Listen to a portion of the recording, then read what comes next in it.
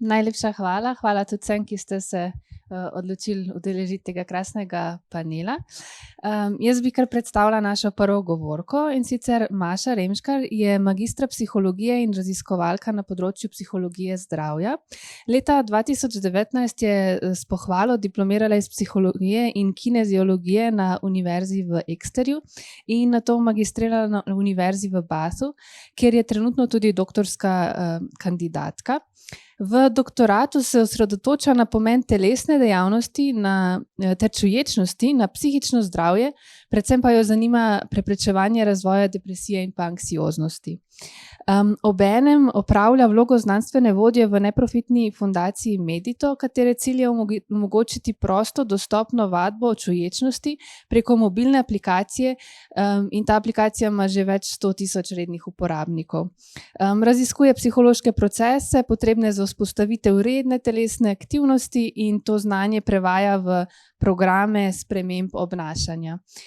Maša Remškar, vljudno vabljena, da nam predstaviš vlogo vadbe telesa in uma za zdravje, torej kako fizična aktivnost in pa čuječnost preprečujeta resne psihološke motnje.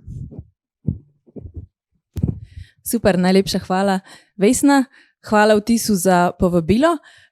Torej je bil že kar en tak comprehensive uvod, ampak za začetek nekaj besed o meni. Sem doktorska kandidatka in delujem v Združenem kraljestvu in ukvarjam se primarno s preventivo resnih psiholoških motenj, predvsem depresije in anksioznosti.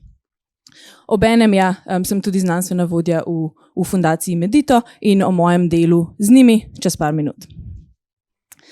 Danes se bomo pogovarjali o resnih psiholoških motnjah in ko govorimo o teh motnjah, mislim predvsem depresijo in anksioznost. Preostanek bo pa o mojem raziskovalnem delu, ki raziskujem en način, kako lahko te motnje zdravimo in tudi popolnoma preprečimo. Pa če začnem kar z resnimi psihološkimi motnjami in zakaj se sploh z njimi ukvarjamo, recimo. Resne psihološke motnje so za družbo velik problem. So zelo pogoste. Vemo, da tisti, ki z njimi obolijo, imajo znatno nižjo kakovost življenja, imajo znatno višjo smrtnost, imajo višjo možnost drugih obolenj, naprimer raka in tudi drugih psihičnih obolenj. Vse to seveda vodi v izgubo produktivnosti, v nižje zdravje populacije in vse to skupaj tudi svetovno ekonomijo tudi veliko stane.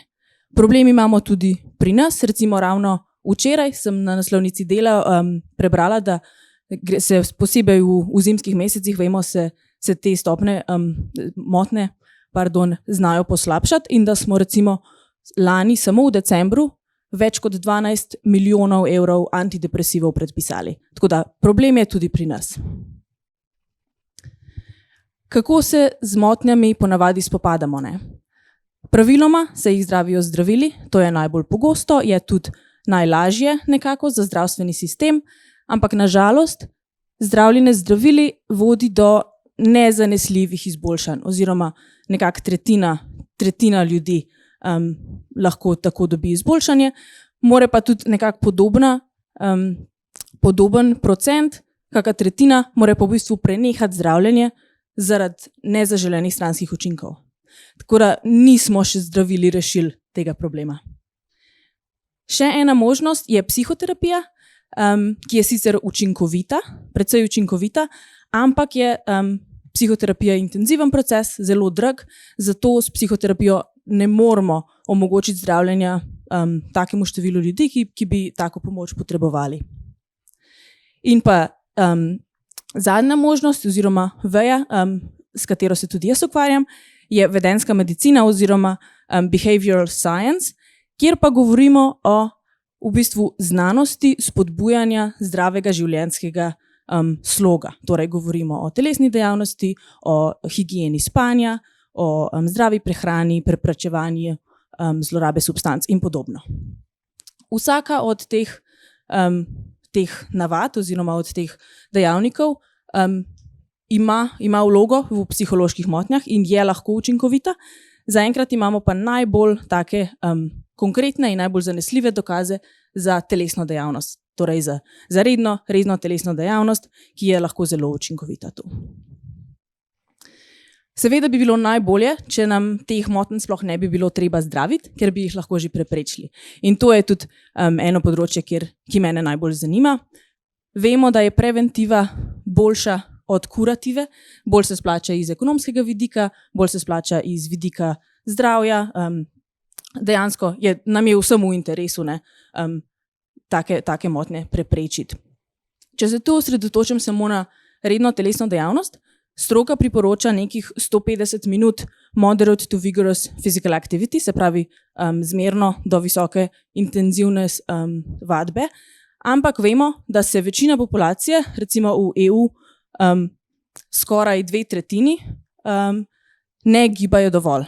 In to vodi do vse sorte neželenih učinkov in slabšega zdravja. Tukaj se je pa seveda treba vprašati, zakaj smo nezadostno aktivni. In literatura stroka tu pravi, da v dobro izobraženih družbah, kot je tudi recimo naša, znanje ponavadi ni problem. Se pravi, večina ljudi ve, da je dobro telovaditi, da nekako bi morali telovaditi, ne? Ampak problem večinoma so način življenja in pa razne psihološke praktične ovire, do katerih tudi tak način življenja vodi.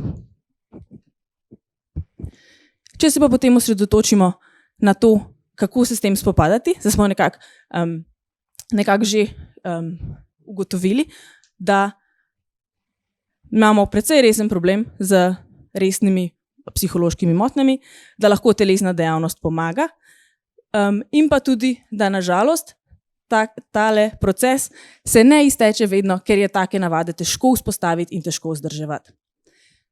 Imamo nekaj precej še zgodnih dokazov, da lahko vadba čuječnosti oziroma mindfulness meditation pomaga ljudem vzpostaviti neko zdravo navado telesne dejavnosti. In v današnji predstavitvi se jaz osredotočam bolj na tale proces. In če pomislimo, kako lahko mindfulness oziroma meditacija sploh, kako lahko meni neka meditacija pomaga, da lahko več telovadim, ne? Tu, kot sem rekla, so dokazi še relativno v zgodnjih fazah, ampak par procesov, ki vemo, da so vključeni oziroma pomembni, so usmerjanje pozornosti, tisti, ki so nekako bolj, ki vadijo meditacijo, se lahko bolj usmerjajo na svoje počutje, na svoje dejavnosti. Vadba meditacije tudi povišuje čustveno inteligenco, da lahko recimo bolj prepoznamo, kako se počutimo pred vadbo, po vadbi in podobno. Vpliva na razmišljanje o sebi. Tu recimo govorimo o samopodobi, govorimo o kako razmišljamo o sebi, ko nam ne uspe doseči ciljev, in pa tudi vpliva na motivacijo in motivacijske procese, ki vsi vemo, so zelo pomembni za redno telesno aktivnost. Torej, ko sem jaz nekako ugotovila, da bi bila ta kombinacija lahko dober način to address ta problem, sem se odločila izvesti par študij, da lahko to kombinacijo bolje raziščemo. Prva študija, ki jo vam bom danes na kratko opisala, je bil en precej velik RCT, Randomized Controlled Trial, ki sem ga izvedla nedavno, in cilj te študije je bil primerjati vadbo meditacije oziroma čuječnosti z aktivno kontrolno skupino, za katero smo mi izbrali audiobook, se pravi samo posnetek knjige. Zanimali so nas meritve splošnega počutja oziroma well-beinga, potem tudi bolj klinične meritve, recimo depresija, anksioznost, kakovost spanja. Pogledali pa smo tudi nekaj psiholoških procesov, ki sem jih ravno omenila, ki so pomembni za ohranjanje zdravja. Imeli smo 3 meritve, se pravi, v prvi fazi smo ljudi anketirali, nato jih dodelili vadbi čuječnosti ali audioknjigi, anketirali še enkrat po 1 mesecu in zadnja anketa je bila po 1 mesecu brez kakršnih koli navodil za vadbo. Kaj smo v naši študiji ugotovili? Videli smo kar dobro izboljšanje za kakovost spanja. Vidimo skupina mindfulness, jo vidimo v oranžni, v rdeči in vidimo, da se izboljša kakovost spanja, da se izboljša splošno počutje in pomembno, da se oba izboljšata znatno bolj od kontrolne skupine. Torej, tale simbolček zaznamuje, kje so se v skupini čuječnost izboljšale meritve bolj kot v kontrolni skupini. Tudi če pogledamo bolj klinične simptome, depresijo in anksioznost, vidimo, da je vadba meditacije, znatno izboljšala, torej znižala simptome depresije in pa tudi čuječnosti in pa tudi tesnobe, tako da smo res videli kar dobre učinke na počutje, na mental health, torej psihično zdravje. Potem smo pogledali tudi te psihološke procese in preko longitudinal mediation analysis ugotovili, da je del tega učinka na počutje lahko dodelimo spremembi v teh procesih. Torej, ljudje, ki so vadili čuječnost oziroma prakticirali čuječnost, so imeli izboljšano motivacijo za ohranjanje zdravja in pa tudi bolj pozitiven odnos do navad oziroma do vedenja, kot so naprimer telovadba, spanje in podobno. Tu bi samo omenila, da je ta študija še v pripravi za objavo, tako da še ni bila peer-reviewed. Naslednja od mojih študij, ko smo ugotovili, da vadba čuječnosti lahko pomaga zdravju, smo se seveda vprašali, kaj je v tem že znanega, ne? Kdo je že mogoče poskusil ju kombinirati. In tu sem izvedla sistematičen pregled literature, systematic review, kjer smo v bistvu pogledali vse behavior change interventions, ki kombinirajo te obe dve tehniki. Od približno 6000 zadetkov smo 25 študij tudi dejansko vključili, našli pa naslednje. Po tipu študije, ker je to področje še precej mlado, precej novo, je bila večina študij feasibility oziroma pilot trials bolj v fazi izvedljivosti, ne v fazi preverjanja efektivnosti oziroma učinkovitosti. Imeli smo pa tudi nekaj control trials in randomized control trials. Po tipu kontrolne skupine vidimo, da je skoraj polovica bila pasivnih kontrolnih skupin, torej da sodelujoči v tistih skupinah niso dobili nobene intervencije. Naši zaključki tu, seveda del naših zaključkov je glede izvedljivosti, ker smo imeli take študije in tu lahko zaključimo, da so kombinirane intervencije lahko zelo dobro sprejete, da so izvedljive v različnih populacijah, od kliničnih populacij do tudi vzorcev v splošni populaciji.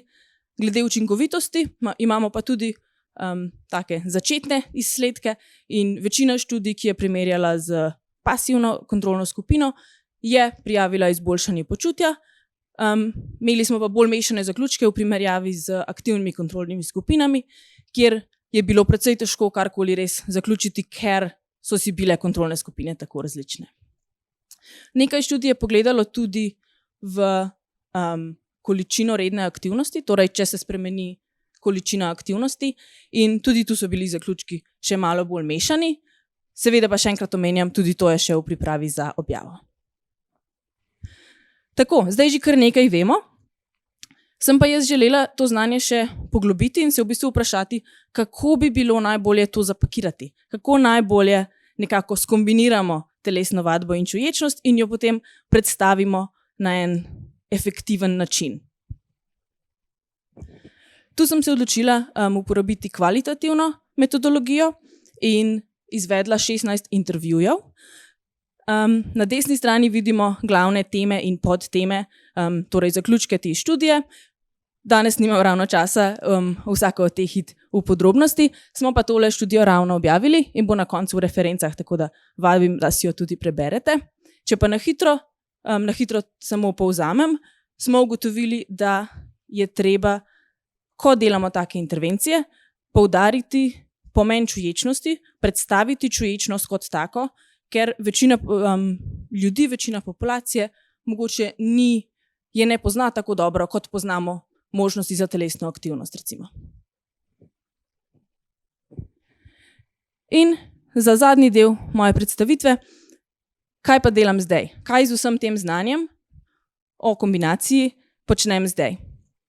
Trenutno se ukvarjam z ustvarjanjem novih vsebin za mobilno aplikacijo Medito, ki jo je Vesna že omenila. Sama sem zasnovala 2 sklopa za usmerjeno vadbo čuječnosti, ki bo podpirala navado telesne aktivnosti. Prvi sklop, Getting Started, se bo osredotočal bolj na vzpostavljanje navade. Drugi sklop se bo pa osredotočal bolj na vzdrževanje navade, ker sta si po psiholoških procesih, ki so vključeni, precej različna. Vsak od teh 2 sklopov bo imel 30 dnevnih posnetkov, vsak bo trajal po 10 minut vodene vadbe. V vsem tem procesu delam tudi z drugimi strokovnjaki in jaz sem ravno nedavno vodila 3 strokovne skupine, eno strokovnjaki za čuječnost, drugo za telesno dejavnost in tretjo strokovnjaki iz industrije, ki se spoznajo na uporabniško izkušnjo in na digitalne vsebine. Tako, kaj pa naprej? Ko bodo te nove vsebine pripravljene, jih bomo objavili zastonj v aplikaciji Medito in upam, da jih bodo ljudje dobro sprejeli. Jaz jih bom pa sama v zadnji fazi svojega doktorata ocenila oziroma stestirala, če so učinkovite v smislu izboljšanja počutja, pa tudi v smislu mogoče izboljšanja oziroma zviševanja nivoja telesne dejavnosti za uporabnike. To je moj doktorat in z veseljem odgovorim na kakšno vaše vprašanje.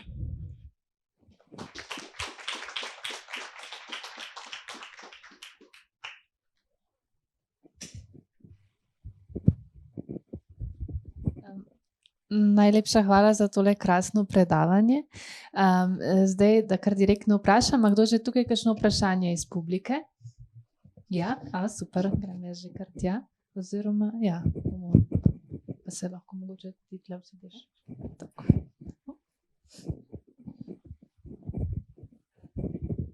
Hvala za super predstavitev.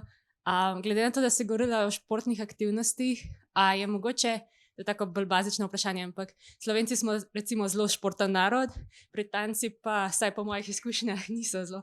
A se tukaj v bistvu tudi kaj pozna v statistiki glede psihofizičnega počutja med Slovenijo pa Anglijo ali pa tudi med kulturami? No? Tole dela, ja? Se slišimo? Okay.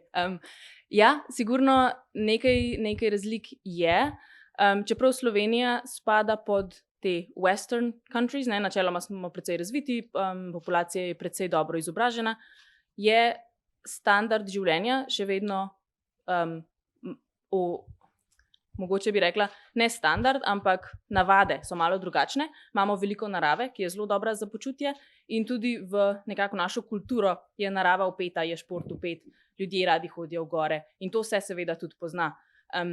Točnih statistik trenutno ne vem, sploh ker so zadnji podatki za EU, na katere ki sem jih omenila, nimajo več Združenega kraljestva, ker so že po Brexitu. Ampak sigurno se pozna, mogoče če ne v tej klinični sliki, pa mogoče bolj v subclinical, se pravi v splošno počutje, te meritve bi rekla, da zna biti kakšna razlika. Na splošno so pa problemi podobni. In mogoče, če Slovenija, tudi če imamo malo več narave, malo boljše navade, smo, se mi zdi, na poti k tistemu bolj zasedenem, bolj fast-paced načinu življenja, ki vodi v več teh motenj. Super, še kakšno vprašanje? Odlično. Glede na to, kar ste pravkar povedala, bi prosil za komentar, kako to, da je pa recimo en indikator, ki je število samomorov v Sloveniji tako velik, pa imamo naravo, pa mislim, da en mindfulness tudi imamo in tako naprej. Te zadeve so malo v kontradikciji. Vaš komentar, prosim. Ja, hvala za vprašanje. Seveda, samomori pridejo tu v sliko kot najslabši možen izid katerekoli motnje. Ne? In tu je seveda problematika v Sloveniji tudi prisotna in velika. Predvsem imamo samomori problem pri moških. Statistike so vedno, nažalost, precej višje med moškimi kot med ženskami. In definitivnega odgovora, zakaj tako je, še nimamo. Vemo pa, da je verjetno tu pomembna vloga intervencij, preden pride do te stopnje. Ne? Če vemo, da je samomor nekako zadnja faza, zadnji mogoče cry for help, ženske večkrat mogoče prepoznamo, da je mogoče nekaj narobe, da bi lahko nam koristila pomoč, več mogoče govorimo druga z drugo že tako in pa tudi lažje, bolj smo odzivne mogoče na take intervencije, ki jih jaz preučujem. Se pravi, ali je to čuječnost, ali je to telesna vadba za izboljšanje psihičnega zdravja. Se pravi, lažje je skoraj vedno in dobiti ženske sodelujoče v raziskavah take vrste in pa tudi vemo, da v splošni populaciji uptake, se pravi participacija v take vrste dejavnostih, zna biti višja med ženskami. To bi bil moj prvi komentar, mogoče zakaj ne. Pri samomorih pa še vedno imamo ta problem in v bistvu iščemo znanstveniki načine, kako bi več moških lahko dosegali, preden do tja pridemo. Super. Zdaj bi pa dala mikrofon še za eno vprašanje tukaj iz publike. Hvala lepa za super predstavitev. Mene samo zanima, vsi vemo, da je čuječnost oziroma meditacija pa šport dober za nas, pa Slovenci imamo očitno te navade, pa smo upeti v te gore in nas to tako mika. Torej, ne vem, spanje se je izboljšalo, počutje se je izboljšalo, kje pa si rekla, da je psihološka, da je razlika kako pride do tega. Torej, zakaj se preneha ta navada? Pa kako vi zdaj temu kljubujete v Apple? Ja, točno to se pravi.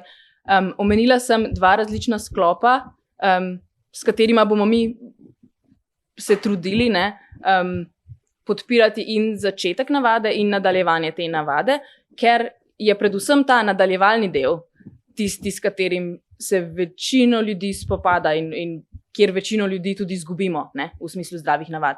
Vsi vemo, da je precej lahko se recimo navdušiti za nekaj novega, nov hobi.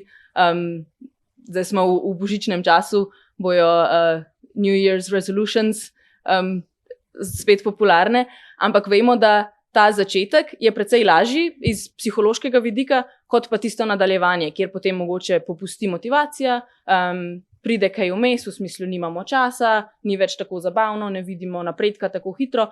In tu se mi zdi, je čuječnost še posebej pomembna, ker bistvo čuječnosti je to, da uči neko prezenco, being present in the moment, in v bistvu spodbuja non-judgmental, se pravi brez pričakovanj odnos do česarkoli, do našega počutja, do naših izkušenj. In če se uspemo naučiti enega takega pristopa, je precej lažje potem biti mogoče prijazen do sebe, ko mogoče nam je težko. In recimo, da imam jaz načrt, da bom 3-krat na teden tekla, pa sem enkrat že tekla ta teden, drugič je pa deževno, pa še nekaj me boli. In recimo, če sem jaz se naučila biti bolj prijazna do sebe, lahko vem, da je narediti nekaj precej bolje kot narediti nič in bom lahko šla pol na en kratek sprehod namesto teka, pa bom še vedno naredila nekaj, če pa se tega ne bi naučila, pa verjetno še vedno ne bi šla teč, torej bi naredila manj. To je recimo eden izmed načinov, kako se to da nekako iz psihološkega načina, iz psihološkega vidika shekati te psihološke procese. Zato to delamo. Okay, super, tukaj se je pojavilo še eno vprašanje, imamo še čas približno za to vprašanje, potem pa zaključimo. Evo. Najlepša hvala za to predstavitev. Me zelo veseli, da se o tem pogovarjamo tudi v Sloveniji. Imam pa eno tako mogoče malo provokativno vprašanje in sicer zanima me, ko ste delali študijo, pa ste imeli kontrolno skupino, pa testirano skupino, Pa me samo zanima, če ste v študijo vključili tudi te dejavnike genetike, generacijske vzorce v družini, ker vemo, da se pač depresija ima tudi neke predispozicije. In me samo zanima, če ste pač te vključujoče oziroma izključujoče dejavnike vključili, pa pač kako ste dejansko ljudi razvrstili v te dve skupini, ker je pač še vedno tudi to zelo pomembno. No? Seveda. Najlepša hvala. Torej, genetike tukaj nismo uspeli vključiti, ker smo želeli doseči večji vzorec, več ljudi, nekako v zameno za mogoče bolj globok pogled v njihove karakteristike začetne in tudi genetiko. Seveda, to je dosti bolj intenzivno testiranje, rabili bi mogoče njihove vzorce sline ali pa vsaj večji input iz njihove strani, da bi recimo oni nam povedali, če so že kdaj imeli depresijo, kaj takega.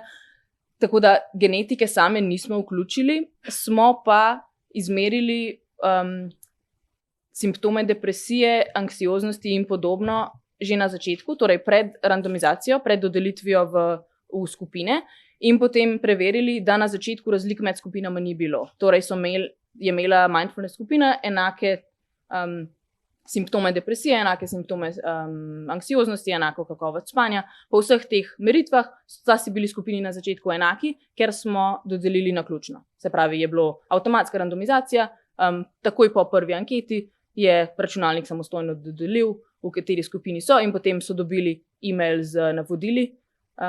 In zato, ker smo imeli tak pristop, ne, in mogoče smo žrtvovali to genetsko predispozicijo, smo pa lahko dosegli več kot 1200 ljudi iz več kot 90 držav. Po mojem smo imeli 91 različnih držav vključenih, tudi Slovenija je bila ena izmed njih, sem bila kar zadovoljna, ko sem to videla, ampak s tem smo nekako se tako spopadli. V raziskavah je vedno nek trade-off, ne? Kaj raziskujemo in se je treba osredotočiti. Super, najlepša hvala za to res krasno predstavitev. Jaz bi vse, ki še imate kakšno vprašanje, spodbudila, da potem kasneje po zaključenem panelu stopite do Maše in nadaljujete s to krasno diskusijo. Mi bomo pa zdaj v bistvu nadaljevali z našo drugo predavateljico, in sicer Manca Peskar je leta 2013 diplomirala in 2017 magistrirala iz biopsihologije. Magisterij je zaključila z študijo nevronskih elektrofizioloških EEG korelatov pri nalogi virtualne prostorske navigacije. Izobraževanje je nadaljevala na raziskovalnem magisteriju kognitivne nevroznanosti v Maastricht univerzi na Nizozemskem in ga je leta 2019 končala z raziskavo izvedeno na Imperial College v Londonu. V raziskavi je s pomočjo podatkov iz magnetne resonance preučevala funkcionalno povezljivost možganskih regij pri depresivnih osebah pred in po zdravstveni intervenciji. Od novembra 2020 pa je doktorska študentka Tehnične univerze v Berlinu in je hkrati na znanstveno-raziskovalnem središču Koper zaposlena kot mlada raziskovalka, kjer dela na projektu Twin Brain. Pri tem projektu preučuje povezavo med kognicijo in kortikalnim nadzorom gibanja pri preprostem in pa kompleksnem premikanju pri zdravih osebah in pa osebah s Parkinsonovo boleznijo. Tako da, Manca Peskar, vljudno vabljena, da nam predstaviš preučevanje možganskih dinamik v mobilnih in ekološko veljavnih okoljih.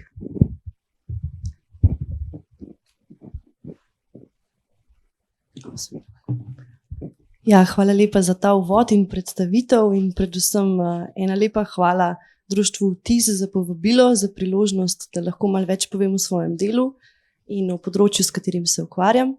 Kot rečeno, ja, sem Manca Peskar, zaposlena na znanstveno-raziskovalnem središču Koper in kot doktorska študentka na univerzi v Berlinu, Tehnični univerzi v Berlinu. Torej, danes imam za vas v bistvu pripravljeno eno predavanje na področju preučevanja možganskih dinamik v mobilnih in ekološko veljavnih okoljih. Govorili bomo nekako o interakciji med kognicijo in motoriko in pa o kapacitetah pozornosti oziroma o naših resursih pozornosti. Začela bom s kratkim uvodom v tematiko, potem bomo pogledali pionirsko študijo, ki je leta 2010 pravzaprav prvič pokazala, da se med nekimi stanji preproste mobilnosti da preučevati možgane in je s tem tudi nekako vzpostavila to področje šele leta 2010, tako da gre res za eno tako novo področje, zato je tudi precej razburljivo in veliko stvari še neodkritih. Potem bomo malce globlje zajadrali v področje interakcije med kognicijo in motoriko in kako lahko neki nevrofiziološki markerji oziroma označevalci, ki jih v takih situacijah dobimo oziroma kako jih preučujemo, kako lahko jih interpretiramo, kaj pravzaprav pomenijo. Na koncu vam bom predstavila 2 študiji, ki sta del mojega doktorata in potem bomo prišli do konca. Okay. Najprej za začetek eno vprašanje, torej zakaj sploh potreba po preučevanju neke naravne kognicije? Če pogledamo recimo, kako se klasični nevroznanstveni eksperimenti tipično izvajajo, je to v nekem stanju popolnega mirovanja, medtem ko so njihovi odgovori od udeležencev zreducirani na preprost pritisk na tipko ali na gumb. To seveda ne odraža nekega naravnega stanja, niti približno, in lahko rečemo, da takšne študije pravzaprav žrtvujejo ekološko veljavnost za voljo regulacije visoko kontroliranega okolja. Kar je seveda zelo pomembno pri znanosti, da kontroliramo okolje. Ampak po drugi strani imamo pa tukaj teorijo oziroma nek okvir utelešene kognicije, slab slovenski prevod bi rekla, Embodied Cognition Framework, ki pa zagovarja ravno nasprotno. Se pravi, da so možganski procesi zelo tesno povezani z našo fizično referenco naših dejanj, naših v bistvu tudi telesnih občutkov, z odnosom do tridimenzionalnega sveta, ki nas obkroža in kako mi v njemu delujemo. In seveda, če omejimo vse to gibanje, ki sem ga zdaj naštela, omejimo tudi spoznanja, do katerih lahko pridemo v takih preučevanjih. In se pravi, če se želimo približati nekim principom oziroma pristopom utelešene kognicije, takoj naletimo na težavo. In ta težava je ta, da je recimo EEG zelo podvržen artefaktom, ki pa ravno zaradi gibanja oziroma pretirane mišične aktivnosti nastanejo. Tako da zdaj imamo na eni strani, se pravi, težnjo, da naše raziskovanje približamo naravnim situacijam, ampak se moramo spopasti s tem izzivom. Tako da se mi zdi pomembno izpostaviti, da gre pri mobilnem slikanju možganov, se pravi pri slikanju možganov v mobilnih okoljih, vedno za kompromis med izboljšavanjem ekološke veljavnosti, ampak hkrati zagotavljanjem ustrezne kvalitete podatkov. In izzivi, ki jih vedno treba nasloviti, najprej čisto iz fizičnega vidika, naprava mora biti seveda dovolj majhna, da je mobilna, hkrati dovolj lahka, da je prenosna oziroma prenosljiva, da jo lahko kar direktno udeleženca damo. Super je, če je brežična, da ne ovira gibanja, in odlično je, če ima visoko časovno resolucijo, ker na koncu preučujemo neke spremembe tekom časa in zato nočemo žrtvovati časovne resolucije pri napravi. In ko nekako združimo vse te zahteve, vidimo, da je EEG pravzaprav edina, oziroma najboljša, če ne celo edina metodološka izbira, ki nam lahko na taka vprašanja odgovori. Drugi izziv, kot smo rekli, pa je zagotavljanje kvalitete podatkov in tukaj pridejo v enačbo oziroma v sliko metode in algoritmi strojnega učenja, ki nam post festum, se pravi, ko so podatki enkrat že zbrani, pomagajo ločiti vire možganske aktivnosti od virov nemožganske aktivnosti, naprimer mišične aktivnosti, ki je pri gibanju tako zelo prisotna in na ta način omogočajo izboljšavo oziroma omogočajo, da lahko mi zares gledamo samo v možganske vire aktivnosti. No in če si pogledamo, kako je bilo to pri tej pionirski študiji narejeno, se pravi, vidite tukaj udeleženec z EEG-jem stoji na tekoči preprogi oziroma treadmillu in pred njim je en ekran, na katerem videva stimuluse. Udeleženec je med samo stanjem pri miru ali med hojo po treadmillu opravljal nalogo vidne pozornosti, po angleško visual oddball task. In ta naloga ima to specifiko, da je v bistvu samo 20% dražljajev takšnih, ki zahtevajo pozornost udeleženca. In ti dražljaji so tipično izzovejo tak potencial, ki mu rečemo event-related potential. To se zgodi v okcipitalni skorji možganski, tukaj zadaj, na zadnjem delu, ki je odgovorna za procesiranje vidnih informacij. In cilj te študije, se pravi, to je potencial, to je napetost, amplituda in ta potencial pravzaprav nam pomaga stvari zaznati in nam pomaga stvari kategorizirati in tako naprej. In cilj te študije, pionirske, bi pravzaprav pokazati, da do teh potencialov, do informnih teh potencialov lahko pridemo tudi pri preučevanju možganskih dinamik med samim gibanjem. In oni so, se pravi, zajeli signal za skoraj 250 elektrodami. Temu signalu so lokalizirali vire, to so te pikice barvne. V drugi fazi so te vire klasificirali na vire možganskega in nemožganskega izvora. Tukaj pride v igro strojno učenje. V rumenem recimo vidite vire aktivnosti, ki izvirajo iz vratnih mišic, v sivem vidite vire očesnih premikov. In potem v zadnji fazi, se pravi, odstranimo vire, ki niso možganskega izvora in na ta način poskrbimo, da k našemu potencialu zdaj prispevajo samo viri, za katere lahko trdimo, da izvirajo iz možganov. Se pravi, vsi teli barvni viri brez rumenega in brez rumenih in brez sivih. In na ta način so v bistvu pokazali, da je možno in da pridemo do informativnih podatkov, tudi med, se pravi, stanji mobilnosti. Zdaj pa, če pobliže pogledamo ta potencial, vidimo, da ima več različnih komponent. Prvi pozitivni vršiček P1, pa prvi negativni N1.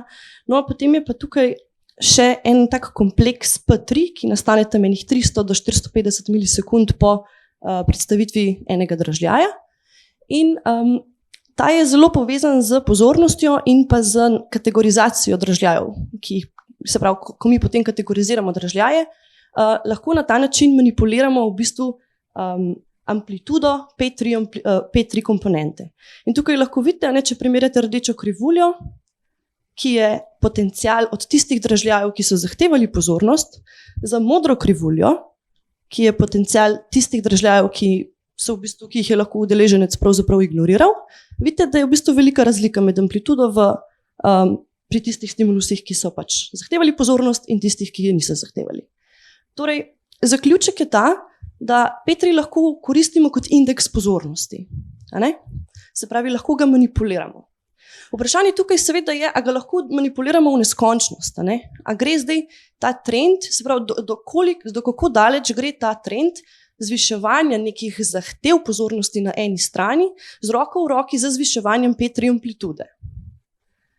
Seveda ima naša kognicija, naš kognitivni sistem tudi neke omejitve, tako kot vsak operacijski sistem, in ne mora predelati več kot neko omejeno število informacij v nekem trenutku. Tako da odgovor seveda je ne mora iti v neskončnost.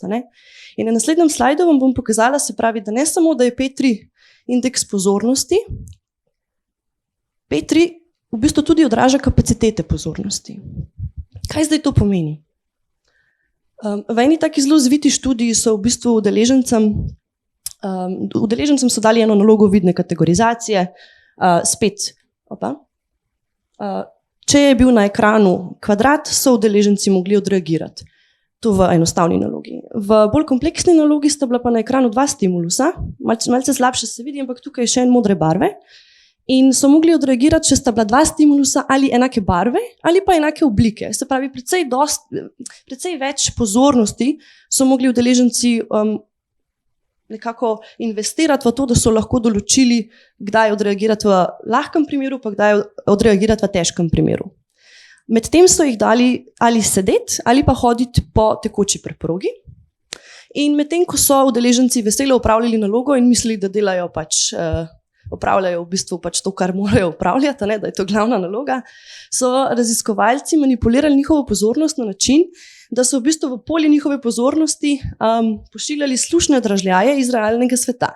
To so bili recimo res čisto taki pravi zvoki, kot je loputanje z vrati, kot je zvonjenje telefona, otroški jok in tako naprej. In potem so oni pravzaprav na teh dražljajih pogledali, kako se P3 amplituda modulira. Se pravi, odvisno od tega, ali so bili udeleženci investirani v opravljanje težke vidne naloge ali lahke vidne naloge in med sedenjem in med hojo, so gledali, kako je v bistvu P3 amplituda bila modulirana za slušne dražljaje. In ugotovili so, tukaj v teh rdečih krogcih vidite in v modrih, da okolikor je bil udeleženec investiran v opravljanje težke vidne naloge ali pa med hojo, je bila v bistvu P3 amplituda za te slušne dražljaje, ki jih udeleženci niso pričakovali, nižja. In kaj nam zdaj to pove? To nam pravzaprav pove, da je P3 amplituda odvisna od prostih resursov. Se pravi, pri opravljanju težke naloge je bilo prostih resursov pozornosti manj in je zato P3 amplituda bila nižja na te nepričakovane stimuluse. Tako da, če to zdaj naberemo na isto stran, smo ugotovili, da torej, se pravi, poviševanje zahtevnosti naloge zvišuje P3 amplitudo, ampak samo do točke, dokler je na voljo dovolj resursov. In ta zaloga resursov je lahko potrošena tako strani motorične kot strani kognitivne naloge. In ukolikor se pravi naša zahteva po nekih kognitivnih resursih preseže našo zalogo resursov, lahko govorimo o kognitivno-motorični interferenci, ki se recimo na vedenskem nivoju kaže v poslabšanem izidu na eni ali pa na obeh domenah. Recimo pri hoji je to lahko počasnejša hoja, pri kognitivni nalogi je to lahko slabši rezultat, več napak in tako naprej. Zdaj, jaz sem izkoristila komponento P3, da vam nekako predstavim neke mehanizme, ki se pač v možganih dogajajo. In kar sem hotela tukaj pokazati, je v bistvu ta nelinearni trend. Se pravi, ti povišuješ zahtevnost naloge, P3 amplituda se povišuje, dokler jo ne povišaš dovolj, da se v bistvu P3 amplituda začne zniževati, zato ker ni več prostih resursov. Je pa seveda dejstvo, da v možganih, v teh multidimenzionalnih podatkih, ki jih dobimo s preučevanjem možganov, lahko opazimo še druge markerji, ki nekako podobno zgodbo govorijo. In ena izmed njih se dogaja na frekvenčnem spektru. V literaturi recimo je zelo jasno pokazano, da se teta oscilacije, se pravi, to so oscilacije v rangu 4 do 8 Hz, načeloma povišajo svojo moč ob višanju mentalnega napora.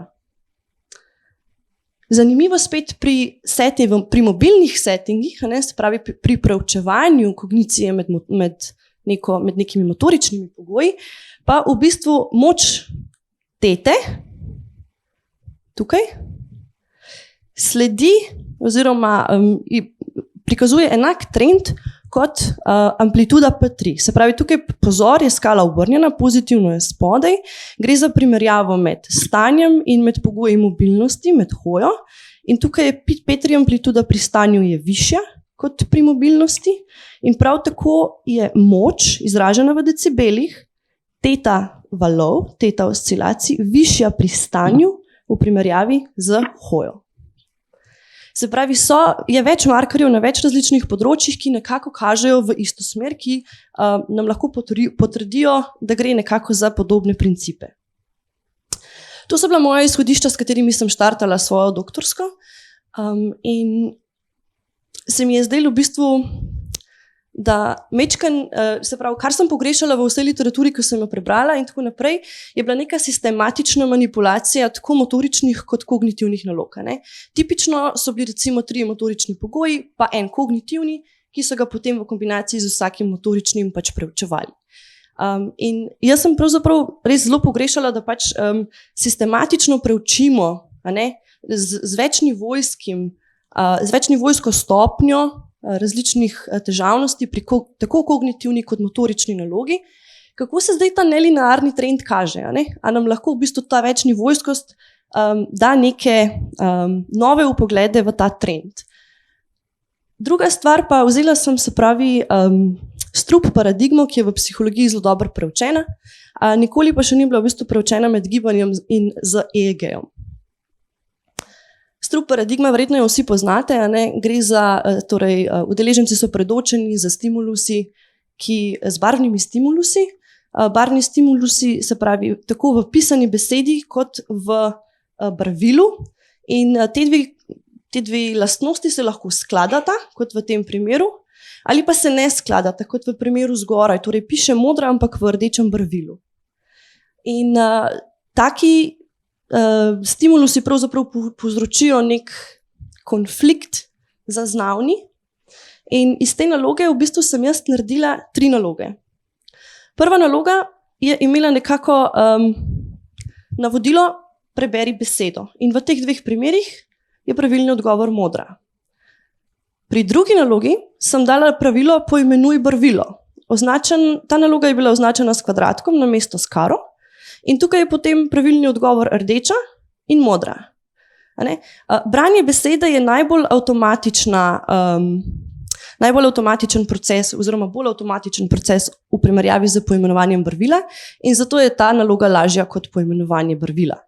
Tretja naloga, ki je bila pa najtežja, je bila pa v bistvu mešana. Se pravi, je na bazi od dražljaja do dražljaja se lahko pojavi katerokoli pravilo, torej ali preberi besedo ali poimenuj barvilo, označeno s karo ali kvadratkom. Potem sem pa manipulirala še 3 motorične pogoje, se pravi med sedenjem, med stojo in med hojo po tekoči preprogi. Tukaj vidite eno shemo iz naše raziskave, 72-kanalni EEG z svojim mobilnim ojačevalcem in pa udeleženec ima tu v rokah tudi naprave za odgovarjanje, se pravi z eno roko je indicira odgovor modra, z drugo rdeča. Ok, kaj smo ugotovili? Torej, tudi v primeru, se pravi, preučevanja strup paradigme med motoriko je prišlo do modulacije 5-3 amplitude in pa do modulacije moči teta oscilacij. Kaj specifično se je pokazalo? Torej, zniževanje 5-3 amplitude smo opazili z zviševanjem motorične kompleksnosti. Oziroma, vsaj lahko smo razločili tukaj v modrem sedenje od drugih 2 krivulj, ki sta stanje in hoja. Opazili smo tudi ta trend zniževanja 5-3 amplitude pri najpreprostejši in najkompleksnejši kognitivni nalogi. Tukaj dol. In zdaj, če malce špekulativno opišem, bi lahko rekli, da pri najpreprostejši nalogi v bistvu zahteva po pozornosti še ni bila tako visoka, medtem ko je pri najbolj kompleksni nalogi lahko v bistvu zaloga resursov bila že tako opustošena, da je 5-3 komponenta spet nižja. Podobno situacijo opazimo na nivoju teta oscilacije oziroma moči izraženosti teta oscilacije, ki so se tudi zniževale z zviševanjem neke kompleksnosti tako na kognitivni ravni kot tudi na motorični kompleksnosti. Ena od zanimivih stvari je bila to, se pravi, teli grafi, se pravi časovno-frekvenčni grafi govorijo enako zgodbo kot tale graf za teto, samo da lahko preverite še v ostalih frekvenčnih območjih. In ena izmed zanimivih stvari je bila tudi ta, da med upravljanjem najtežje kognitivne naloge manipulacija motoričnih pogojev ni imela nobenega učinka. Se pravi, ko smo res v bistvu tako zelo izmučili udeležence za tisto nalogo mešano, se v bistvu motorična efekti, ki ga je imela motorika na samo nevrofiziologijo, se pač ni odražala. Zakaj je zdaj to vse pomembno? Gre torej za študijo smo poskušali osvetliti neke mehanizme procesiranja informacij med gibanjem in sicer na EEG, s pomočjo EEG-a, torej na nevrofiziološkem področju. Naša študija je tudi v bistvu prispevala uvide k temu, da dejansko obstaja neka konsistentnost čez neko široko področje različnih kognitivnih nalog in kako se to odraža med gibanjem. Na tej točki bi pač rada seveda en disclaimer dala, da so možganski signali so multidimenzionalne narave. Kaj zdaj to pomeni? Vsi podatki, ki sem vam jih jaz pokazala, nekako so bili pridobljeni na maksimalno 2 elektrodah in to v zelo ozkem časovnem oknu, okrog 1 ali pa 2 sekund okrog stimulusa. In pri tem je bila v bistvu komunikacija med različnimi možganskimi režnji in regijami popolnoma ignorirana. Tako da smo v bistvu pristopili k raziskovanju te težave oziroma tega področja zelo redukcionistično, ampak v vsakem primeru to je potrebno. Je pa seveda vsaka odgovorjena zadeva nam pač odpre več novih vprašanj. Za konec bi vam predstavila samo še študijo na Parkinsonovih pacientih, ki je trenutno v teku. Poteka zajem podatkov in sicer cilj te študije je preučiti, se pravi, tako centralni kot periferni živčni sistem, se pravi z EEG-jem in z elektromuskulogramom, se pravi z EMG-jem, hkrati pa tudi z kinematiko celega telesa, kako se pravi, zgodnji Parkinsonovi bolniki razlikujejo od nevrotipičnih oziroma zdravih posameznikov. Želimo si, da bi lahko našli nek marker, ki bi lahko v bodoče potem pomagal pri zgodnji diagnozi Parkinsonove bolezni. Te udeležence damo v 3 različne motorične aktivnosti. Eno je hoja po pisti, ne več po tekoči preprogi, drugo je naloga ravnotežja in tretje je v bistvu naloga razvoja sile v času z ekstenzijo kolena. Takole izgledajo naši udeleženci, se pravi, opremljeni so z 128-kanalnim brezžičnim EEG-jem, z high density EMG-jem. Vsi te trakovi, ki jih vidite okrog, so se pravi trakovi za preučevanje kinematike, zato da lahko avatarja od pacienta ali udeleženca v realnem času projiciramo na ekran in tudi pač ugotovimo, kakšni so parametri hoje in tako naprej. In tukaj vam lahko, in še zadnja stvar, ki se mogoče ne vidi najbolj, tukaj ima udeleženec še nekaj očalca gor. In na konicah teh očalc sta v bistvu 2 lučki in mi manipuliramo, se pravi, pojavljanje teh lučk, medtem ko oni hodijo, tukaj vidite, je prižgana ena vijolična lučka in s temi kontrolerji, ki jih držijo v rokah, morajo na te lučke odgovarjati po nekem specifičnem ključu, ki jim ga jaz naročim. Evo, še en kratek posnetek, mogoče čisto, da vidite, se pravi, tukaj je avatar, ki se v realnem času kaže na softverju, to je pa udeleženka, ki pač hodi po pisti in odgovarja na našo nalogo. Podatki bodo objavljeni, upam, da čim prej, je pa pač zadeva še v fazi, se pravi, zbiranja podatkov, tako da bo sigurno še 1,5 leta preteklo. Na tej točki bi se vam res rada zahvalila za pozornost. Hvala še enkrat Otisu in zahvalila bi se tudi svojima mentorjema, dr. Uroš Marušič in pa dr. Klaus Graman. In če so kakršnekoli vprašanja, z veseljem odgovorim. Hvala.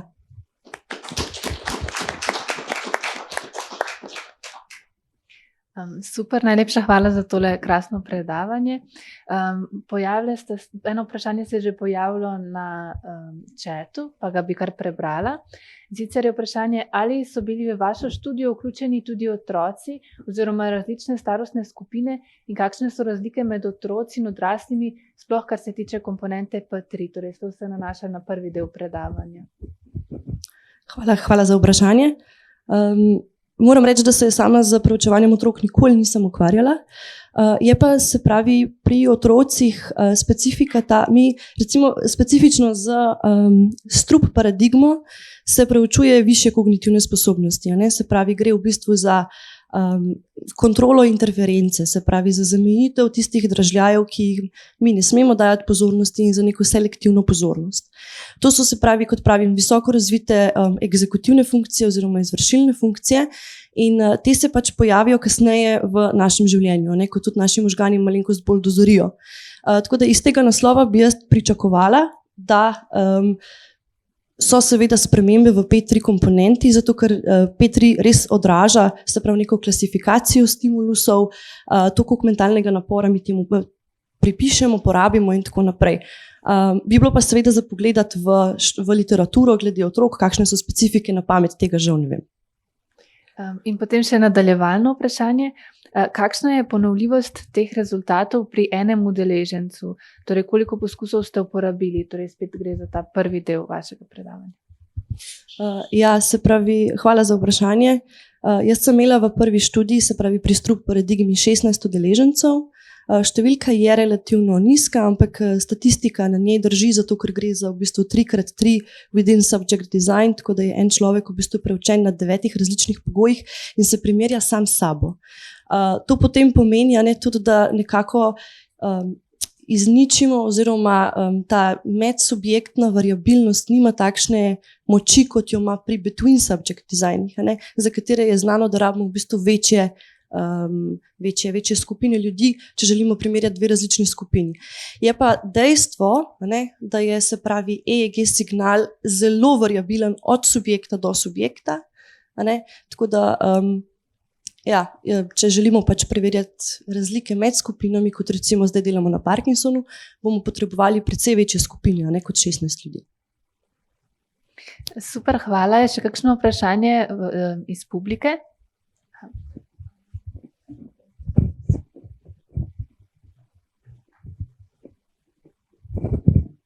Bravo.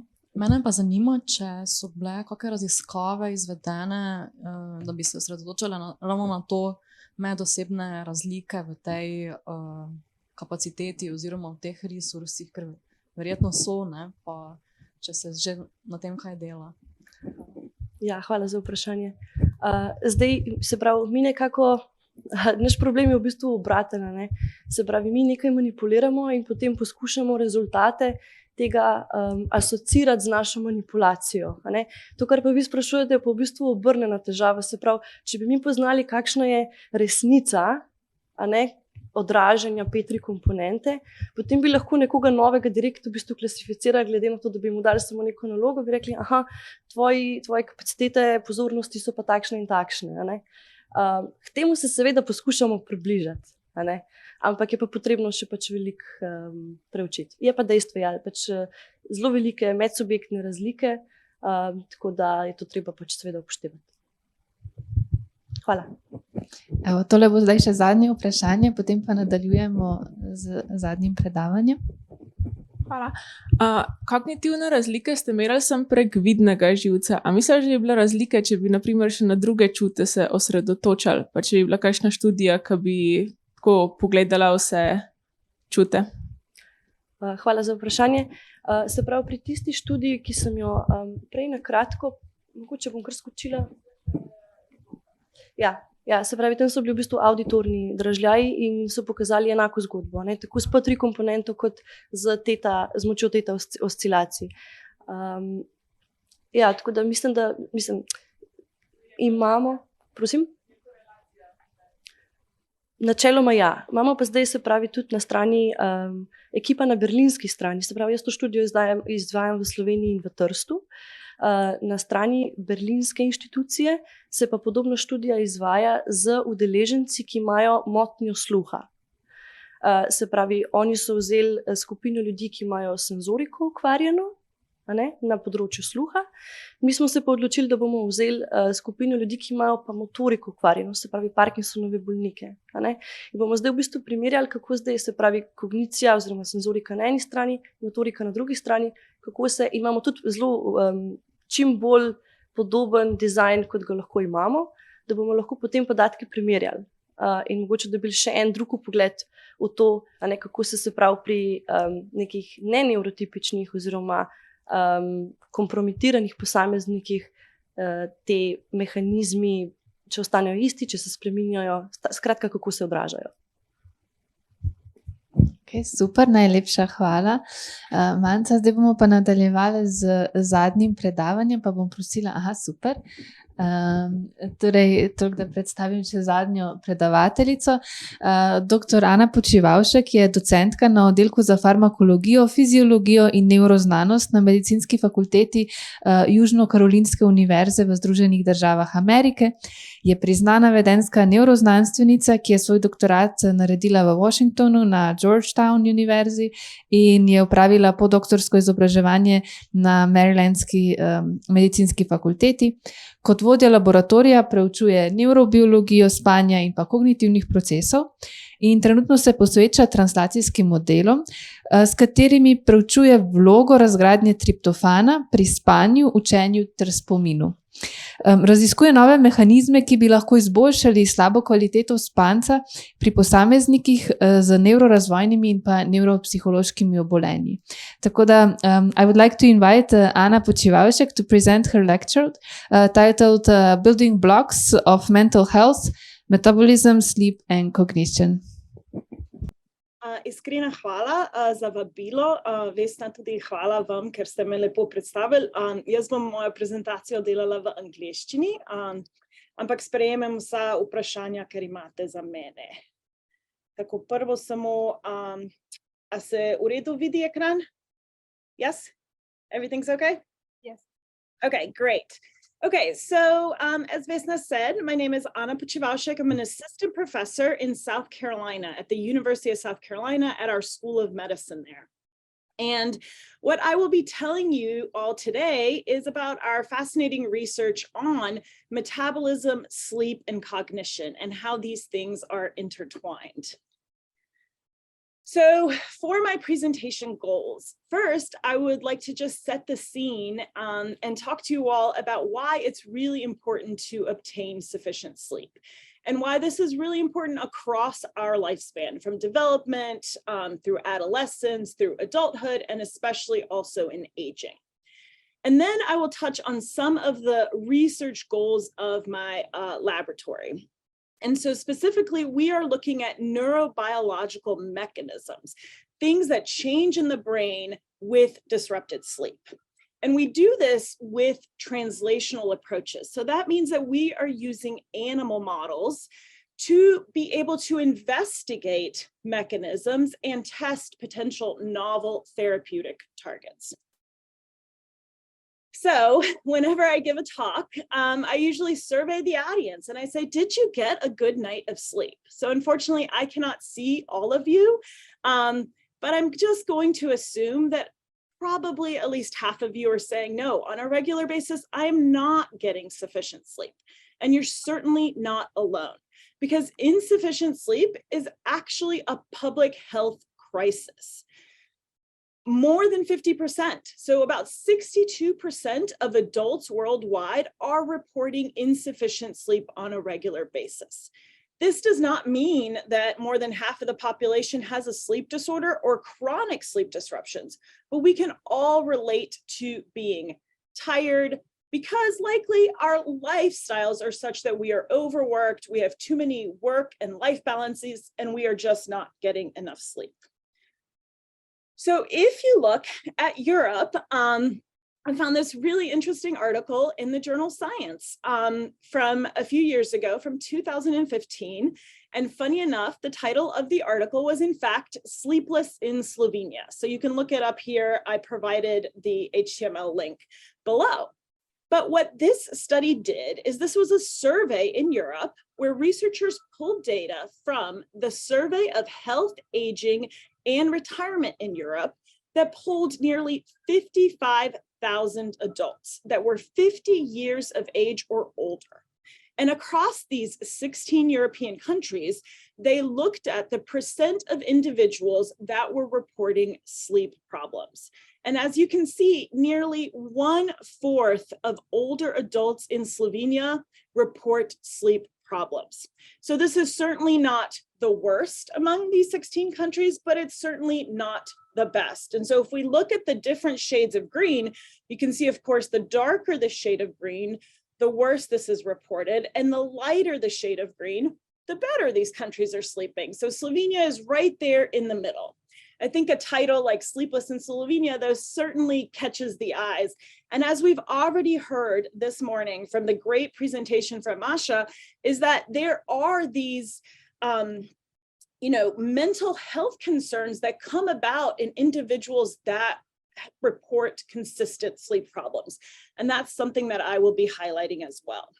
So this is a map of Europe. I live in the United States. And so typically to the medical students that I also lecture, I also show this map of the United States. So we have similar shades of green where we're going from a lighter green in areas where people report less sleep problems, and darker green is going to be a greater percentage of the population. So in the United States, the East Coast over here is very dark shades of green. The East Coast is also very highly populated. We've got these big cities with large populations, lots of people, living very close in urban areas. And so in these areas, particularly, we have upwards of 45% of the population reporting that they are sleeping less than 7 hours per night. So this is a big public health crisis in the United States as well. And then I'm going to highlight to you South Carolina, which is where I am. And in South Carolina, even within our state, we have this discrepancies. So 2/5 of the adult population in South Carolina report poor sleep. And so in the upstate of South Carolina, up here, much lighter shades, this is where the mountains are not quite as beautiful as Slovenia, but we do have some nice mountains. So maybe that fresh mountain air is helping people sleep better. We also have a beautiful coastline down here in Charleston. And again, down here, much lower shades of green, less percent of the population reporting poor sleep. Unfortunately, I live right here in the smack dab middle of South Carolina and Columbia. We have really beautiful sunsets, but we are a busy city. We have the state government here and the university. And so I think these work-life demands result in a greater percentage of that population reporting insufficient sleep. So this is really just to set the stage for you all that across the world, people are suffering from not enough sleep. And so what can we do about that? And I think that the research, again, that Masha is doing is just so important to really clinically start to understand what we can do to improve these outcomes. But what is sleep, right? So we know that sleep is something we engage in nightly. And so it is a natural recurring state of the mind and the body. And what happens in sleep is we have altered consciousness, we have inhibition of all of our sensory activity, as well as inhibition of our voluntary muscles. So during sleep, you may report experiencing dreaming. And while you're dreaming, you're acting out all sorts of fascinating things, but you're not actually moving, right? Because your voluntary muscles are completely inhibited. And Mansa did a wonderful job in the talk before me explaining EEG to you all. So I can just highlight to you that, as she stated already, during the wake state, that EEG is going to be really high frequency, low amplitude, and our level of consciousness is going to be really high. So as we begin to transition from an awake state to a sleep state, we begin to fall asleep and our EEG is going to change. We're going to go from an awake state to a light, non-rapid eye movement sleep, and then to a deeper non-rapid eye movement sleep. And as you can see here on this schematic, and the EEG is going to change. We're going to have much higher amplitudes EEG and lower frequency. And when we move from these different stages of non-rapid eye movement sleep to our final slowest sleep state, this deep sleep, we're going to have really high amplitudes on that EEG with low frequency. We will then transition from a non-REM state to REM sleep. So REM sleep is known as rapid eye movement sleep because you will have these very rapid eye movements occurring while actually having inhibition of all your muscles. So you're going to have atonia. But what you do see is, again, the EEG is going to be really high frequency, low amplitude. And in fact, that EEG is going to look very similar to the EEG in the wake state. So our brain activity during REM sleep looks very similar to our brain activity when we are awake. This is then known as a paradoxical state because you are likely reliving or imagining things that did happen or may happen perhaps at some point, but you are fully asleep. So within our regular human sleep cycle, if you go to sleep in the evening and wake up in the morning, you should be aiming to get 7 to 9 hours of sleep.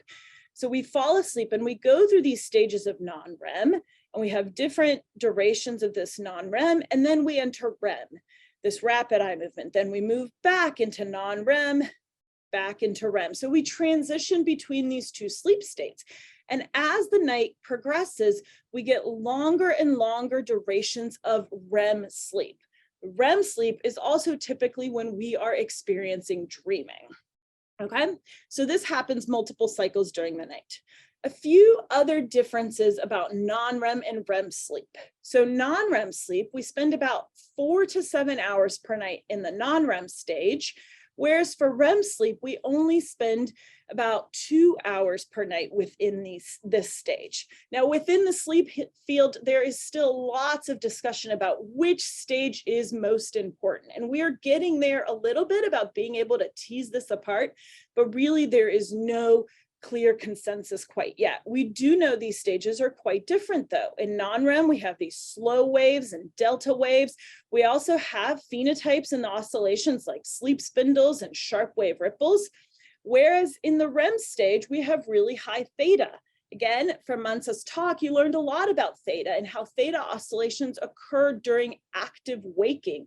And theta also is quite powerful during REM sleep. And we also have these phenotypical Pontine waves.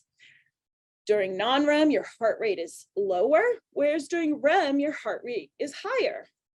Your non-REM sleep is going to be your deepest sleep. This is going to be the really high quality sleep, and we think it's really important to feel restful, to have good non-REM. And then in the REM sleep, as I said, you're going to have this muscle atonia, which means your muscles aren't going to be moving. You're going to have an increased activity on that EEG, which is going to be a paradoxical state. You're asleep, but you look like you might be, your brain activity looks like wakefulness, okay?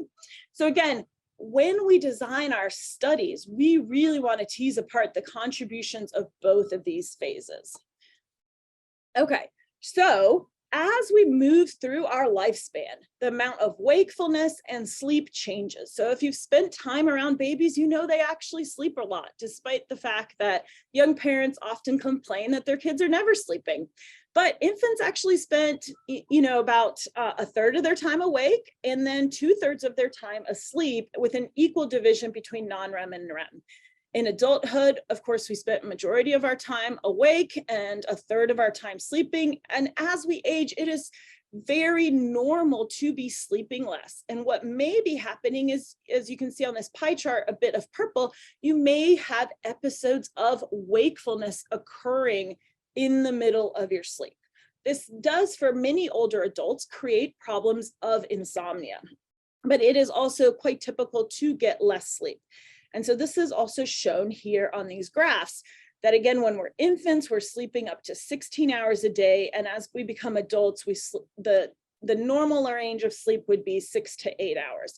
But also the percentage of time spent within REM sleep actually drastically changes as we develop. And so we know that because of the really high amount of REM sleep during development, this is really, really critical for development. And lastly, I have these graphs to show you, again, how sleep may look different. The top one I had shown you before, so you go from wakefulness to non-REM and these longer REM episodes in young adulthood. And when you're older, you may have many more bouts and transitions into wakefulness, and you may suffer from some insomnia during the middle of the night. And we think this is typical aging, but we're certainly working on understanding those mechanisms so we can improve the lives for our very much growing aging population. Okay. So why are we not sleeping enough? So we know that insufficient sleep is occurring because our minimum sleep need is just not met. So we either have some poor sleep hygiene by looking at screens before we go to sleep, or balancing a lot of work demands as well as home demands. And some individuals suffer from sleep problems because they have shift work and circadian misalignment. Maybe for those of you that are in Ljubljana right now, maybe some of you actually traveled there for the holidays and are currently suffering through some jet lag. And these are all things that are going to create sleep problems. For other individuals, though, sleep disorders may be the reason. Okay, so there's a number of sleep disorders, insomnia being the inability to initiate sleep, narcolepsy being excessive daytime sleepiness and transitioning from a wake state to being asleep very rapidly and usually transitioning to REM. And obstructive sleep apnea is actually the leading sleep disorder. And so this is going to be due to an obstruction of the airwaves. And when you are sleeping, you're not getting enough oxygen to your lungs and to your body. And so you have these episodes where you're experiencing low oxygen. And so this is quite dangerous for your heart health and for the rest of your body. And then there are also individuals who have delayed phase sleep syndromes. But across our lifetime, with getting insufficient sleep, there can be a number of negative consequences. And so I've reviewed these, and so these fall into various domains. So we know that brain function and cognition is very highly tied to healthy sleep. And with insufficient sleep, you will have disorganized thoughts, you will have memory impairments, you will have attention problems, problems with working memory function. We also know that you can have some behavioral symptoms. You can experience hallucinations, imagining things are happening that really aren't, delusions, avolition, a depressed mood, being quite irritable and being anxious. So these would be behavioral symptoms. There are also negative consequences on our immune system. So changes in the immune molecules that are secreted after an immune challenge in your body, having a deficient immune response. I think through the COVID pandemic, we've really heard a lot about how getting important sleep is just going to be so important for your body to fight back against this virus. And then there's a lot of cardiometabolic dysfunction that occurs with insufficient sleep throughout the lifespan. So risk of heart disease, diabetes, and obesity. So when I map these different symptoms of losing sleep across the lifespan, what I find is a really nice parallel to the symptoms in individuals who have serious mental illness. And this has been an area that I have worked in for about 15 years. I have focused on mechanisms that contribute to serious mental illness, like schizophrenia, schizoaffective disorder, as well as bipolar disorder. These individuals, despite having some medications that can help them with their behavioral symptoms, blunt hallucinations and delusions, and these positive symptoms, continue to suffer from cognitive dysfunction. And so the question really became to me when I started my own lab is, does serious mental illness result in insufficient sleep, or does insufficient sleep across the lifespan play into the development of serious mental illness? So these are the questions I'm really interested in. And to do that, we can then look at overlapping mechanisms between these two. And that's exactly what we're doing in my lab. So the goal is really to sell the point that healthy sleep is essential to the maintenance of both your cognitive function as well as your mental health, and that these things continue to fuel each other. So if we think of sleep, cognition, and mental health as building blocks that stabilize together, what would be molecules in the brain that would either maintain this stability or disrupt this stability? And this brings me then to, in general in the brain, wanting to balance neurotransmission and the way that the brain cells, the neurons, communicate with each other.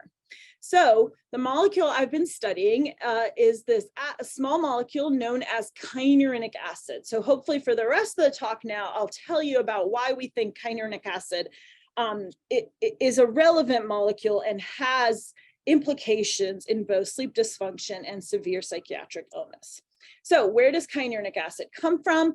It is a metabolite of tryptophan. And tryptophan, if you remember from your basic biochemistry and biology and chemistry, is that it's an essential amino acid. So it is part of our building blocks. And so we as humans obtain it from our diet. So these are examples of foods that have high levels of kynureninic acid. Tryptophan gets metabolized via the kynurenine pathway here. 95% of it goes down this pathway and then generates various molecules, including here kynureninic acid, which we know in the brain acts as an antagonist at a number of receptors that are important in learning, cognition, as well as sleep. So the glutamate receptors, as well as the nicotinic receptors. And so when I started my postdoctoral work at the University of Maryland, I worked in the lab of Dr. Robbie Schwartz, who had at the time discovered that kynureninic acid levels are higher in the postmortem brain of individuals with schizophrenia.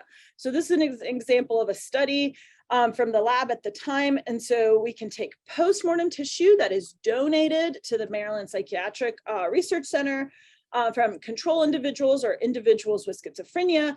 And so what we found is that kynureninic acid levels are 2 times higher in the people with schizophrenia.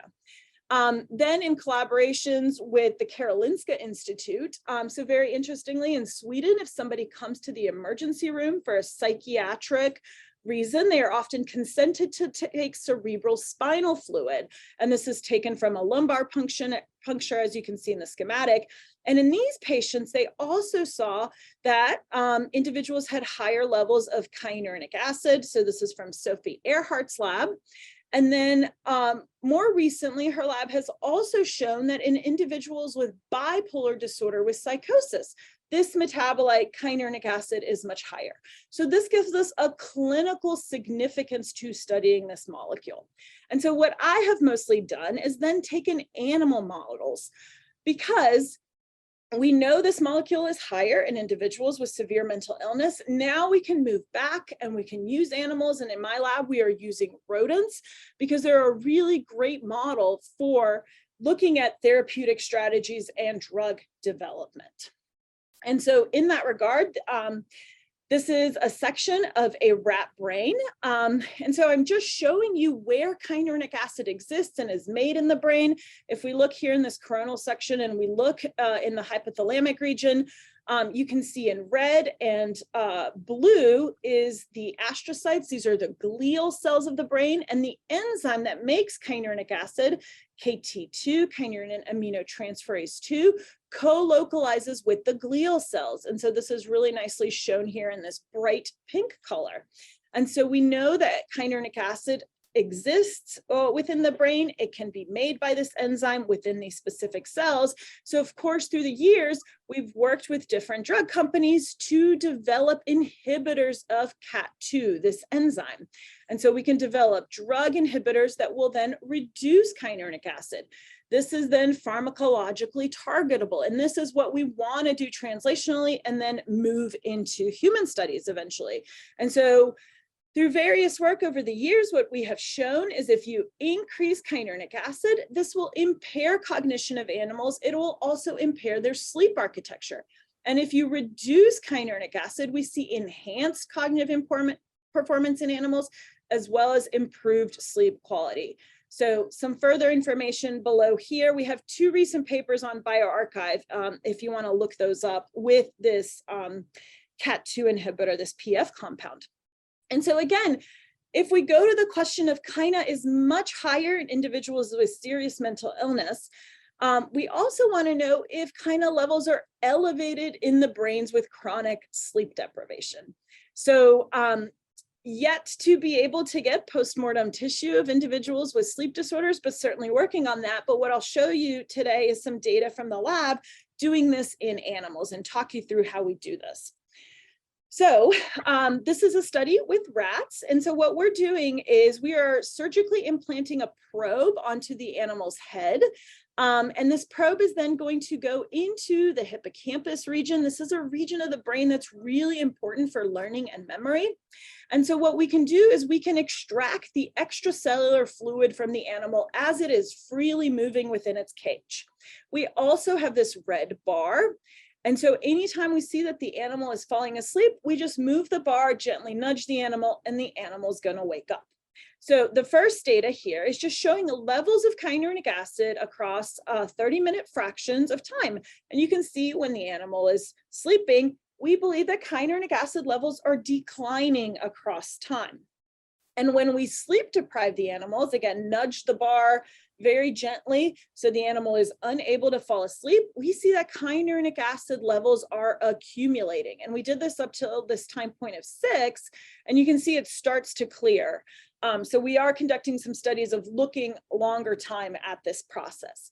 And then really interestingly, when we now use that inhibitor of kynureninic acid synthesis, the CAT2 inhibitor alone, we see that kyna levels decrease in blue, so immediately.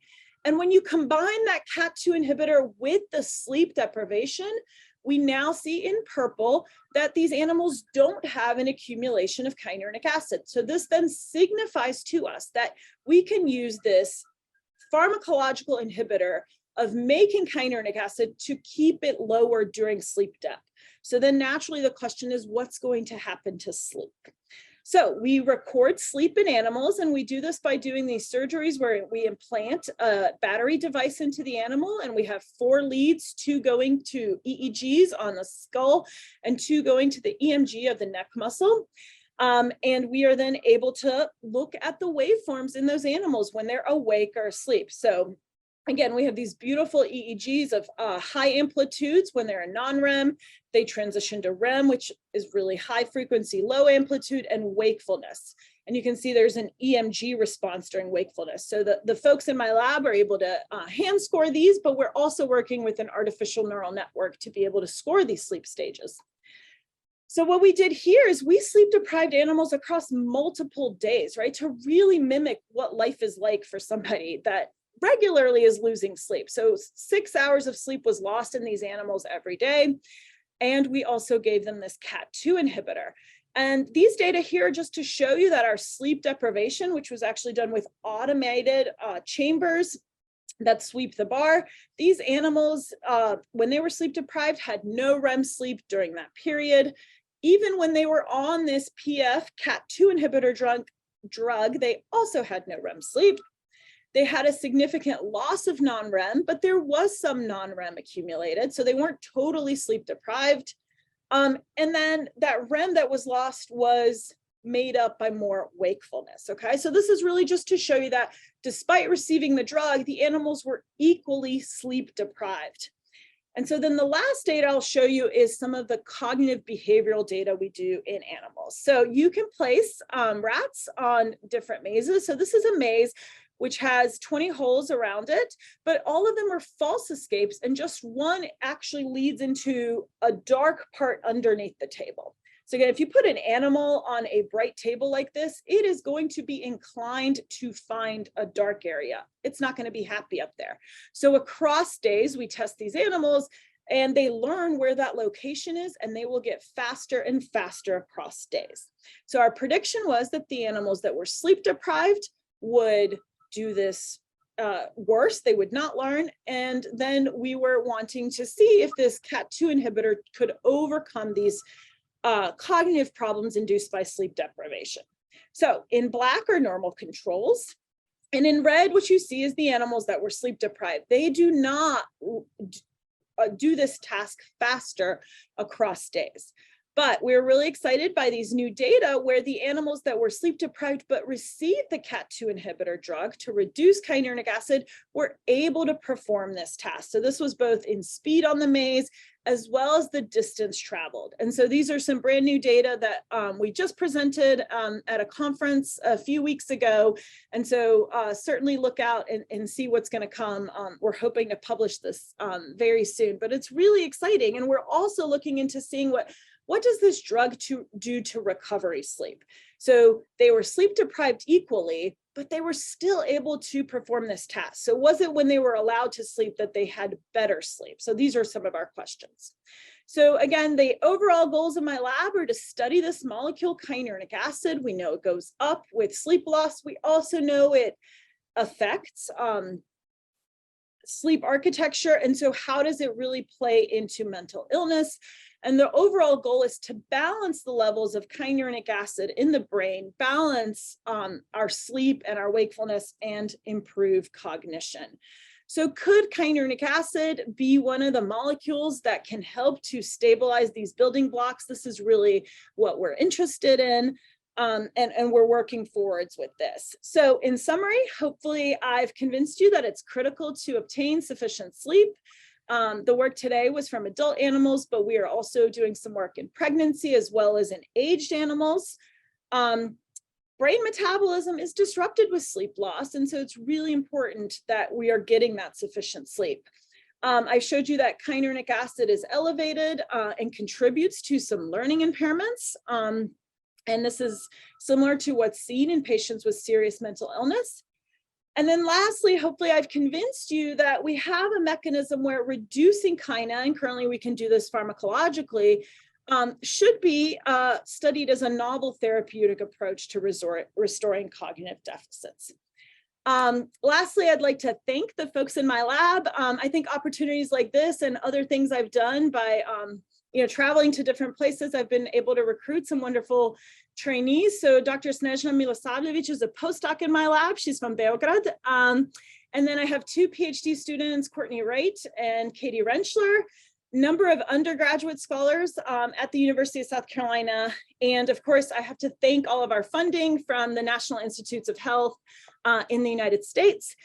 And so I appreciate your time. I appreciate the invitation. And yeah, najlepša hvala, and I will take any questions.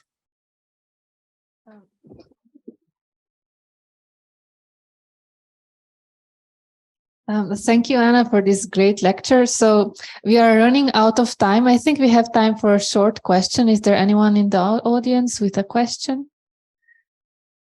No? Okay, so I'll just ask you a quick question. Since the microbiome is also importantly involved in the metabolism of tryptophan, did you ever consider to to try to modulate the microbiome, to try to achieve maybe a change in the metabolism? Yeah, that's such an excellent question. I appreciate it. The microbiome is certainly a place where tryptophan could be generated from our gut bacteria, and we don't actually need to obtain it from our food. So that is not a line of work I'm working on, but some colleagues are. And then the other thing we know is that sleep loss actually affects the gut microbiome. So I think that there's certainly some opportunities for collaboration, and it's something we're considering. So very good. Okay, thank you. Great. So any other questions? Otherwise, thank you so much. And thank you to, se zahvaljujem tudi vsem našim poslušalcem za to, da ste si vzeli čas, da ste se udeležili tega krasnega panela.